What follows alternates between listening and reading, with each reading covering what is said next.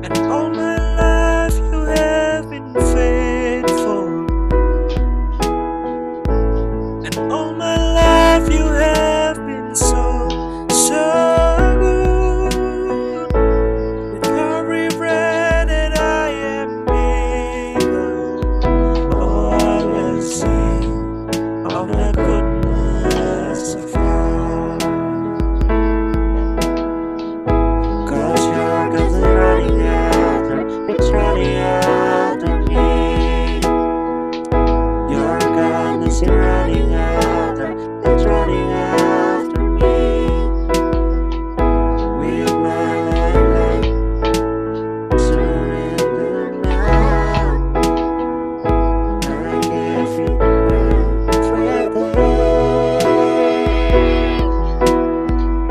'Cause your God's running after, it's running after. And all my life you have been faithful. And all my life you have been so, so good. With every breath that I am able, oh, I will sing of the goodness of God. 'Cause your God's running after, it's running after me. Your God is running after, it's running after me. With my life, surrender now. I give you everything.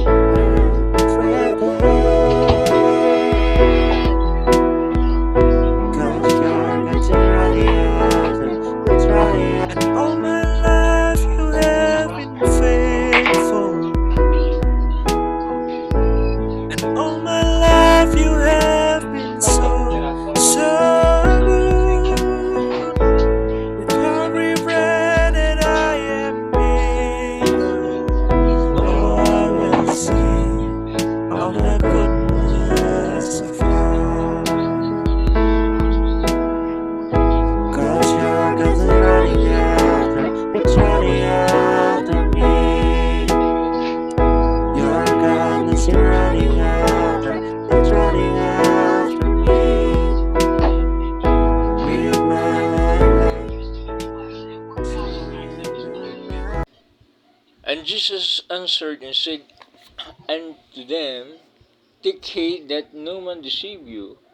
Verse 5, For many shall come in my name, saying, I am Christ, and shall deceive many. And ye shall hear of wars and rumors of wars. See that ye not be troubled, for all these things must come to pass, but the end is not yet. For many shall rise against nations, and kingdoms against kingdoms. There shall be famine and pestilence and earthquake and divers places. All these are the beginning of sorrow. At sumagot si Jesus at sinabi sa kanila, Magsiingat kayo na huwag kayong mailigaw ninuman, sapagkat marami ang magsisiparito sa aking pangalan na nangagsasabi ako ang Kristo at ililigaw ang marami.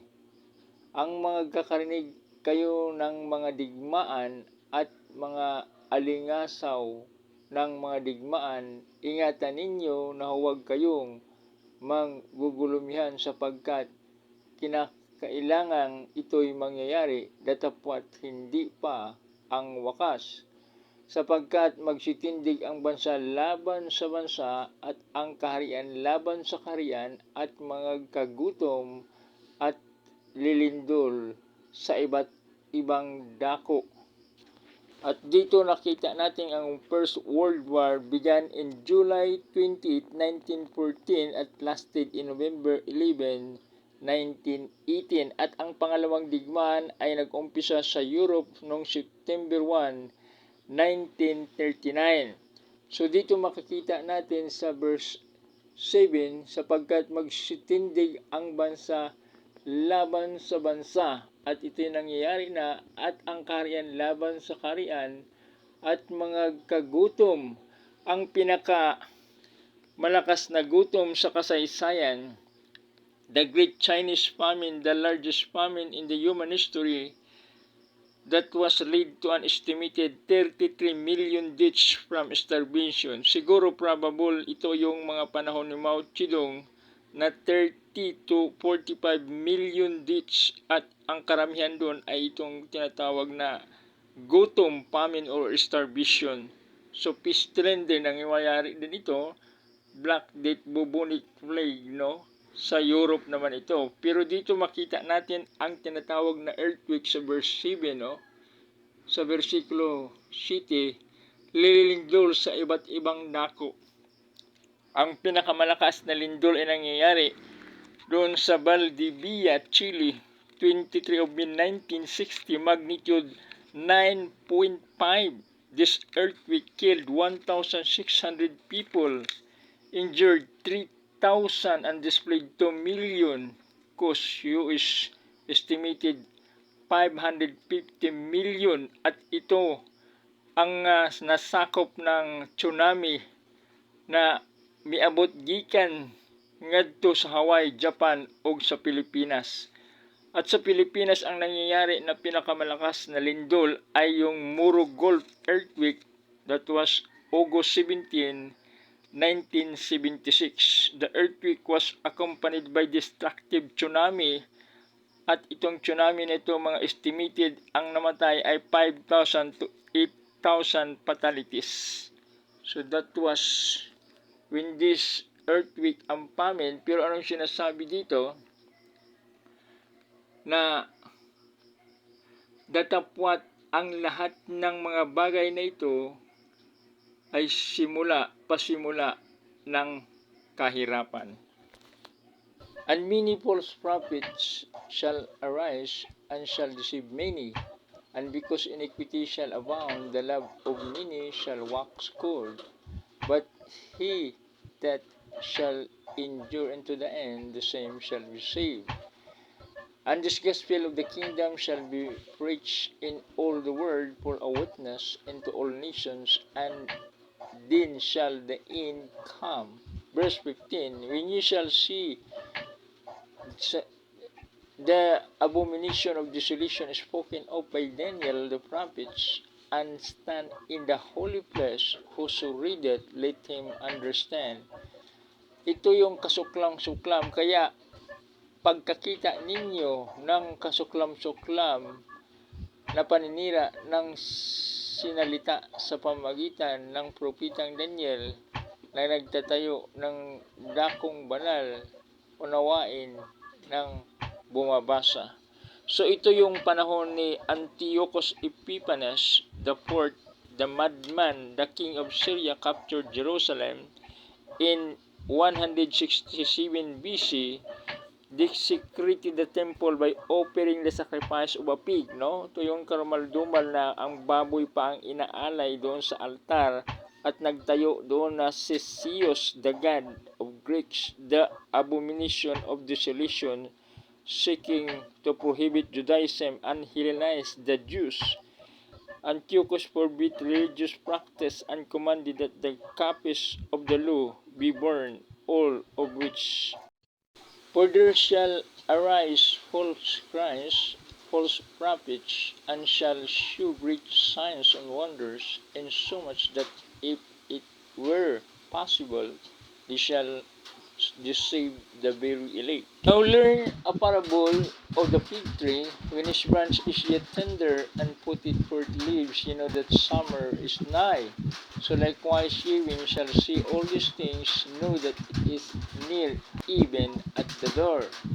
Sa puno nga ng igos ay pangaralan ninyo ang kanyang talinghaga, pagka nanariwa ang kanyang sanga at sumusupling na ng mga dahon, at nalalaman ninyo na malapit na ang tag-araw. Gayon din naman, kayo pagka nagkita ninyo ang lahat ng mga bagay na ito, at talastasin ninyo na siya'y malapit na, nasa mga pintuan na nga.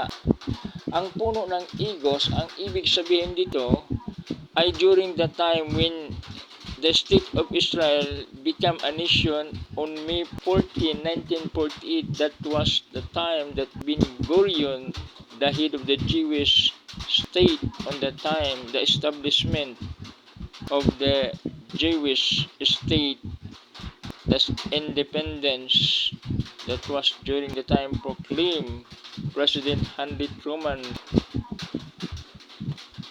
at sa panahon ni Ben Gurion, at nagkaroon kaagad ng panalingsing na nagsibalikan na ang mga Jewish community at natatag ang bansang Israel, at nagkaroon din ng 6-day war pagka mga ilang taon nang gaganap, at ito ang tinatawag na pagka na ang tag-araw, pagka darating na ang tag-araw, no, when the summer, no, ito yung summer, at pagka ito yung nakita niyo ay nasa mga pintuan na nga.